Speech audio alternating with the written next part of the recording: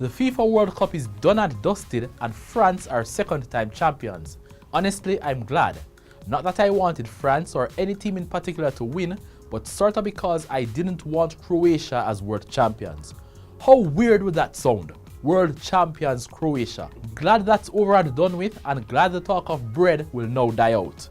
It was starting to get annoying. Let's talk about the game itself. 4-2 to France, and honestly it was a fitting final to sum up the entire tournament. 169 goals scored overall, just 2 short of the record. Still lots of goals in the tournament, and the final had 6 goals.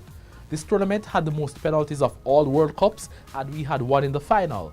That decision could have gone either way. I wouldn't have given it because it was an unfortunate incident, but referee Come Over Here guy decided that because Perisic was moving his arm down, it was deliberate enough to point to the spot. Of course, VAR played a significant part in this tournament, and that penalty was decided by a VAR incident. There were 12 own goals in the tournament, and Mario Mandzukic gave us one in the final as well.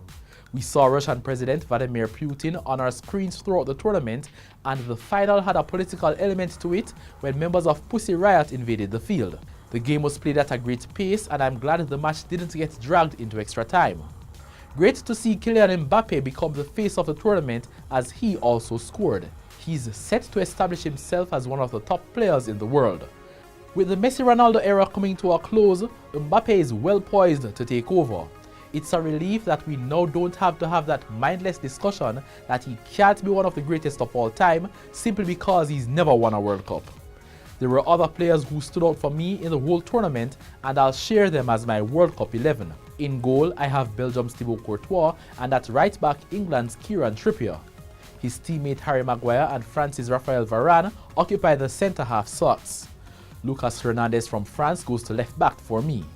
In midfield, it's the Golden Ball winner Luka Modric of Croatia, Belgium's Kevin De Bruyne, and France's N'Golo Kante.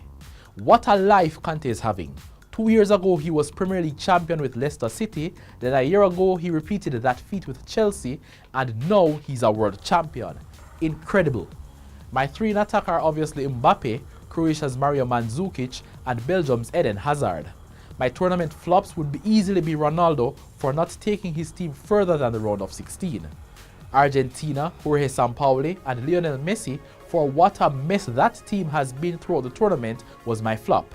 Germany as well for such a craven performance in the group stage. And referee Mark Geiger for the worst officiating in the tournament, especially in the England-Colombia game. Neymar also gets a special mention for all the narcissism and theatrics he carried out. People say this was a brilliant World Cup. It was enjoyable, but I wouldn't go that far. It definitely had its moments, but too many big teams failed to show up for it to be as truly competitive as I wanted it to be.